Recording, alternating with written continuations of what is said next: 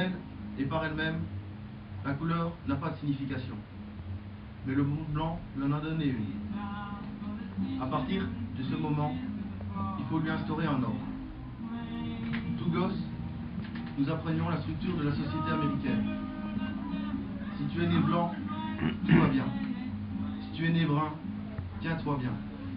Si tu es né noir, va te faire voir. Je rêve qu'un jour, mes 4 jeunes enfants puissent vivre dans un monde où ils ne sont pas jugés par la couleur de leur peau, mais bien par la valeur de leur caractère. Les écoles pour enfants blancs et pour enfants nègres devront être séparées. Je lui ai dit que je voulais être avocat. Il m'a regardé et il m'a dit « Malcolm, tu ne peux pas être avocat, tu es noir. On n'est pas avocat quand on est noir. » Il m'a rendu l'image de la discrimination. J'avais les qualités, mais pas la couleur. Dès ce jour, j'ai compris que je devais faire quelque chose pour ma communauté. Quand vous voyez des hommes du clan frapper des femmes noires devant les caméras et qu'un pauvre con de nègre ne réagit pas sous prétexte qu'il est non violent, nous n'acceptons pas ce genre de choses.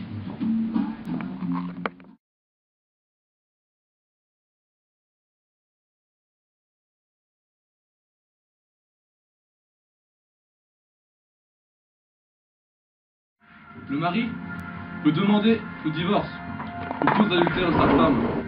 La femme peut aussi demander le divorce pour cause d'adultère de son mari, lorsque celui-ci aura tenu sa concubine dans la maison commune. Le mari possède tous les biens personnels de sa femme. Il peut exercer à lui tout seul les actions mobilières et possessoires qui appartiennent à sa femme. Nous sommes ici pour dénoncer la campagne des États généraux de la femme. Cette campagne laisse encore croire aux femmes qu'on leur demande leur avis.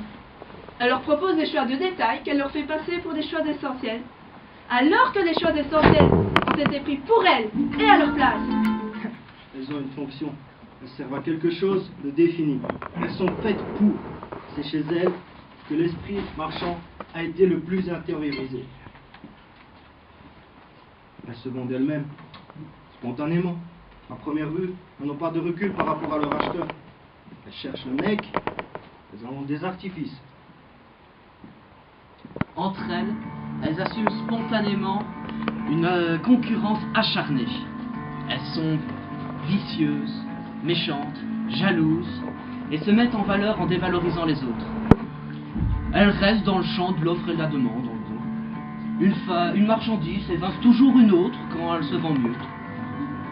Elles sont garces, jouent de leur charme, et se vantent aussi, et même si elles le peuvent, au meilleur prix.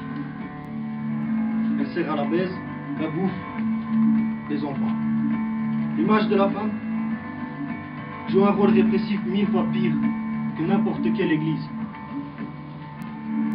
Ça ne me dérange pas de faire le travail ménager, mais je ne fais pas ça très bien. Chacun doit faire ce qu'il réussit le mieux. Autrement dit, monsieur ne sait malheureusement pas faire la vaisselle et la cuisine. Mais par contre, ce qu'il sait faire le mieux, c'est faire la petite menuiserie, bouger les meubles, changer les ampoules. Donc ça veut dire aussi que tout ce qui est tâches ménagères, bêtes, idiotes et assommantes, maintenant c'est à nous de les faire.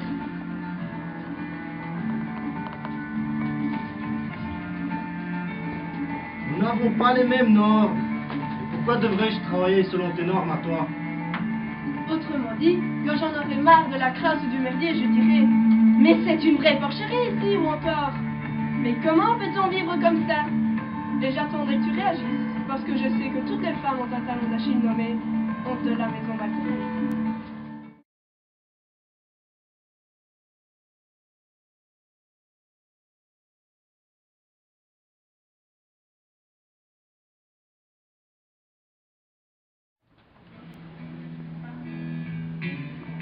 Les gens essayent de nous descendre, seulement parce que nous épousons des choses qui font et qui semblent horriblement froides. J'espère que je mourrai avant de vieillir. C'est ma génération. Papa, regardez avec fierté sa maison, sa voiture et sa pelouse, qui était même taillée au ciseau à ongles. Tous ces biens qui justifiaient sa vie. Il essayait de nous inculquer une bonne éducation, il voulait qu'on marche droit sur la droite de la réussite. Travaille, ne joue pas. Étudie, ne traîne pas. Intègre-toi, ne te fais pas remarquer. Au pays, ne te pose pas de questions. Sois sérieux, ne te drogue pas.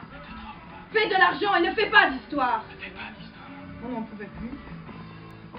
Et c'est alors que l'énergie sauvage du rock giclant en nous, toute bouillante, le rythme libéra nos passions refoulées. On avait enfin de la musique pour libérer notre esprit. Mais les organisateurs ont fait un boulot mammouth pour gérer ça. Ils méritent vos remerciements. Mais par-dessus tout, je pense que vous avez prouvé au monde qu'un demi-million de jeunes gens, un demi-million de gosses peuvent montrer et se réunir pour 3 jours de joie et de musique. C'est uniquement pour cela. Que Dieu vous bénisse.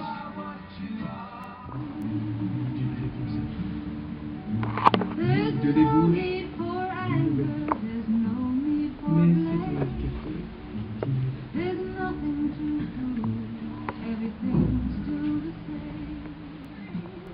Il est intéressant qu'on nous appelle la Woodstock Nation, parce que c'est ce que nous voulons être. Séparés, avoir notre propre communauté. Et pendant 3 jours, nous l'avons.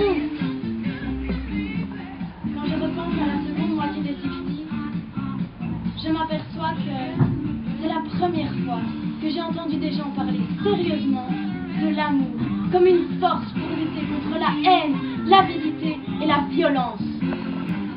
La musique est à tous. Ce n'est pas une marchandise. Un été d'amour, plus jamais la guerre. John Bees, à tout jamais. Message de liberté et de paix contre l'injustice et la guerre. Il y a 40 ans. Et nous sommes toujours vivants.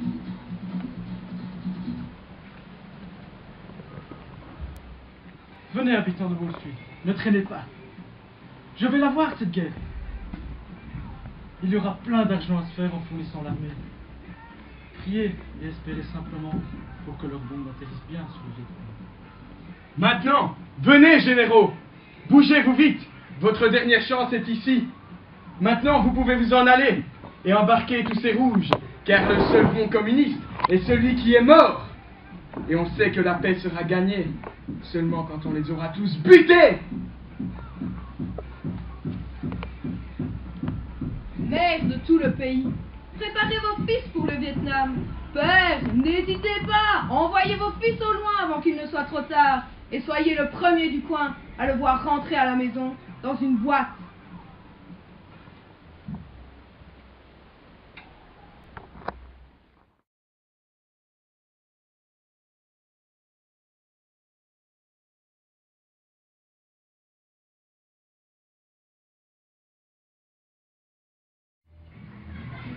Si vous approuvez ou si vous contestez la politique menée, manifestez-vous, exprimez-vous.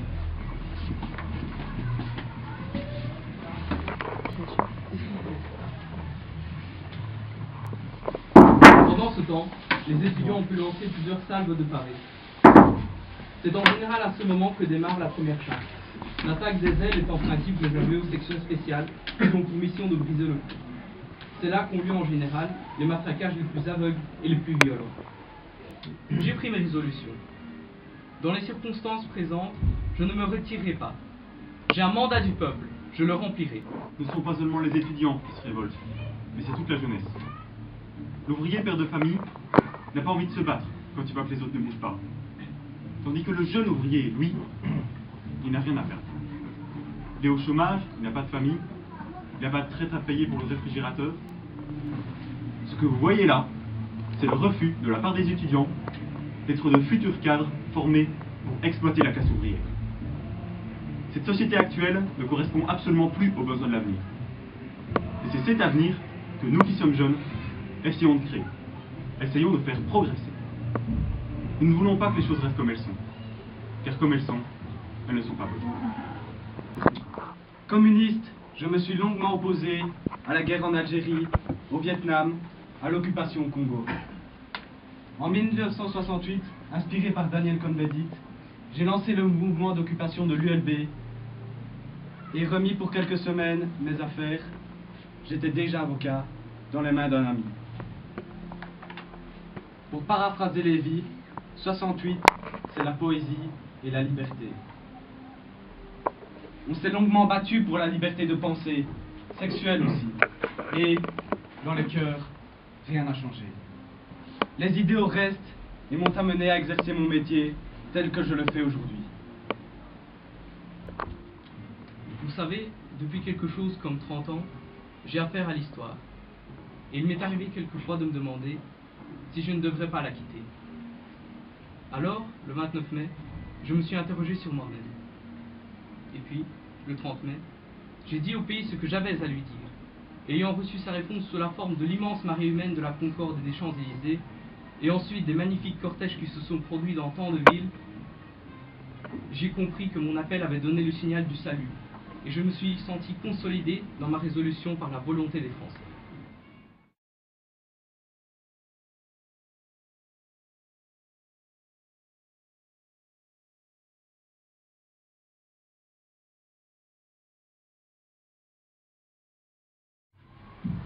J'ai déjà donné les ordres pour obtenir ces programmes. Les États-Unis, comme la République du Vietnam, restent dévoués à la cause de la paix, et notre but principal est de maintenir notre indépendance. Il y a de grands enjeux dans la balance. La plupart des pays non communistes de l'Asie ne peuvent pas, à eux seuls, résister à la montée en puissance et aux ambitions du communisme asiatique. Notre pouvoir est donc un bouclier vital. Si nous étions vaincus au Vietnam, alors aucune nation ne pourra encore avoir confiance en la protection et la promesse américaine. Une Asie aussi menacée par la domination communiste mettrait certainement en péril la sécurité des États-Unis eux-mêmes. Chers frères, nous n'avons pas choisi d'être les gardiens de la paix, mais nul autre ne peut assurer ce poste. Les gars de mon unité ne font que déconner. Elle y passe son temps, son frère à la main, à chasser les insectes. Les moustiques sont de vrais cannibales la nuit. Dans la journée, il y a moins de danger. On sort de Becker, on monte, on descend de la colline, en toute sécurité. La nuit, on reste à l'intérieur pour éviter les francs-tireurs. Moi-même, on bougera toute la famille. Béni. Le pays est magnifique. Avec le soleil qui luit sur la montagne, les fermiers derrière l'eau fleuve dans les rizières, les palmiers, les singes, les oiseaux, les insectes les plus étranges. Un court instant, on se croirait ailleurs, loin des combats, comme on raconte. Entendez-vous? Entendez-vous, gens du Vietnam? Entendez-vous dans vos rizières, dans vos campagnes, dans vos montagnes? Oui, nous les entendons. Ces êtres inférieurs, architectes, danseurs, pêcheurs, mineurs, artisans, sculpteurs, jardiniers, ces êtres inférieurs, ils ne craignaient guère la mort, tant ils aimaient l'amour, tant ils vivaient la vie. Et des femmes, des hommes, des enfants du Vietnam dorment les yeux grands ouverts sur la terre brûlée. Et c'est comme Oradour, c'est comme Madagascar et comme Guernica, et c'est en plus modeste, tout comme Hiroshima. Des voix chantent, nous n'aimions pas notre misère, mais avec elle, nous pouvions lutter. Et quand elle touchait terre, sur cette terre, nous pouvions respirer. La première chose et la plus importante, c'est que les soldats nord-vietnamiens se battaient de tout leur cœur pour notre liberté. Deuxièmement, nous connaissions les champs de bataille. Nous connaissions les montagnes, nous connaissions les rivières. Nous connaissions si bien le terrain. Et troisièmement, nous avons regardé de très près les Américains. Nous avons essayé de deviner tout ce qu'ils allaient faire à l'avance. Et quand nous le pouvions, nous les attaquions très furtivement par derrière. Nous avons également utilisé nos tunnels pour les approcher en passant inaperçus. Ce pays commence à me rendre dingue. J'ai vu trop de gars se faire massacrer. Je ne comprends rien à rien. Ce n'est pas cette guerre que je ne comprends pas. C'est la guerre en soi. La guerre. Avec un peu de recul, on arrive à se demander pourquoi. Qu'est-ce que tout cela veut bien prouver? Sur un banc, un enfant et un éléphant. L'enfant sourit sur 3 dents et l'éléphant est en caoutchouc. Américain. Et c'est le bondit. L'enfant bondit, applaudit, bondit, applaudit à l'avion. Mignon avion, avion mignon. Dans le trou, des morceaux de banc, des morceaux d'enfant. J'ai si chaud, on dirait que ma peau brûle, qu'elle se détache, qu'elle tombe en lambeaux, comme des vêtements calcinés qui sont tombés de même. Je me frotte sur ma gauche, ça colle, c'est pire, ma main droite est difforme, je ne serai plus jamais pareil, je vais être affreux. Je ne vois que de la fumée, il faut que je cours le plus vite possible. Heureusement, mes pieds ne sont pas brûlés, J'arriverai à courir. Je cours le plus vite possible. Tout d'un coup, la lumière s'éclaircit. Il n'y a plus de fumée. Je distingue des silhouettes. Je ne suis plus toute seule. Il y a du bruit, des cris, des pleurs. Puis tout d'un coup, tout le monde court d'ailleurs. Des soldats, dont ils marchent comme à droite. Et puis mes deux cousins à gauche. Et puis il y a mon frère Pam qui crie « Aidez ma soeur! Aidez ma soeur !» Lui, il a compris que je pue. Et moi je hurle « Non quoi! Franchement !» Le choc, l'urgence. Elle m'a fait oublier la douleur. Pourtant elle est là, effroyable. Personne ne sait ce qu'est réellement le napalm. Hey. La chose la plus horrible dans tout ça, c'est qu'il est trop facile de tuer en tant que guerre. On n'a aucun regret. On se lave pas les mains comme au théâtre. Et quand on l'a tué, on a la plus grande peur de sa vie. On a envie de survivre, de rentrer chez soi, de traîner dans les rues, de sortir avec des filles, de se bourrer la gueule.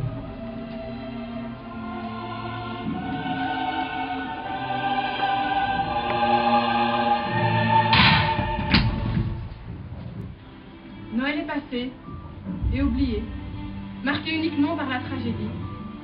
Ce matin de Noël, j'ai ouvert mes paquets, toute seule. Je me suis endormie en chialant. C'est ridicule. Je n'arrête pas de pleurer. Je hais ce pays.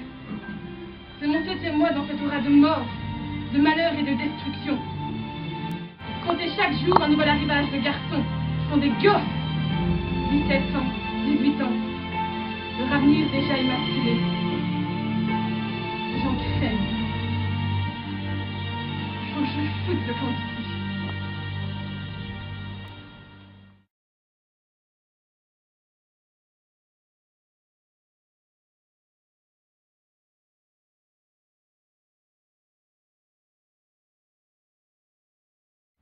Au son de la musique de YouTube, j'écoutais Sunday, Bloody Sunday. Hommage rendu au fameux dimanche sanglant de Derry, où les citoyens nord-irlandais marchèrent pour l'égalité, demandant la fin des pratiques discriminatoires sans mépris. Yvan Cooper mènera le cortège pacifique dans les rues. Mais malgré son discours entre les différents protagonistes, il ne pourra empêcher la violence, le temps d'un moment disparu, et la manifestation dégénère entre l'armée et les indépendantistes. Les tirs des parachutistes tueront 14 personnes dans la foule, ravivant la haine et la mort du sang des innocents qui coulent. En espérant que les enfants de Belfast pleurent leur mort. Moi, hébergé dans une famille protestante des beaux quartiers, Nicolas, en plein ghetto catholique, nous avons pris le quotidien des habitants de ce territoire en pleine figure. Les blindés, les patrouilles, la haine, la pauvreté, le chômage, la peur. Soudain, alors que l'espoir d'anti-émeute arriva, il se mit à pleuvoir des points d'exclamation. Écrous, boulons, clous, clés de voiture, une fontaine de caractères cassés. Et l'explosion, elle-même un astérisque sur la carte. Ce trait d'union, une rafale de tirs rapides. Je tentais de terminer une phrase dans ma tête, mais ne pouvais empêcher le bégaiement. Toutes les ruelles et les rues secondaires, bloquées par des points et des doubles points. Je connais si bien ce labyrinthe. Balaclava, Raglan, Inkerman, Odessa Street. Pourquoi ne puis-je m'en échapper? Chaque mouvement est ponctué. Crimea Street. De nouveau, une impasse. Quel est mon nom? D'où je viens? Où vais-je? Une fusillade de points d'interrogation. Je me trouvais sur Chamberlain Street, derrière une bande de jeunes qui jetaient des pierres. J'ai vu de l'autre côté de Roseville Street, par terre, un sarrasin en larmes. J'ai couru vers le lotissement lorsque j'ai entendu des balles, des tirs venant de River Street. Une balle siffla au-dessus de ma tête et se logea dans mon mur. Quelqu'un venait d'être touché. J'ai vu le père d'Élie penché sur le corps d'un jeune. il y avait un autre homme qui l'assistait. J'ai couru leur proposer mon aide. Je me suis agenouillée, mais l'armée continuait de me tirer dessus, au-dessus de la tête. Nous avons transporté le corps de High Street vers Waterloo Street. Nous l'avons étendu sur son manteau, et M. McCloskey l'a recouvert dans les dragons. À ce moment, il était mort. Il s'appelait Jackie Doddy.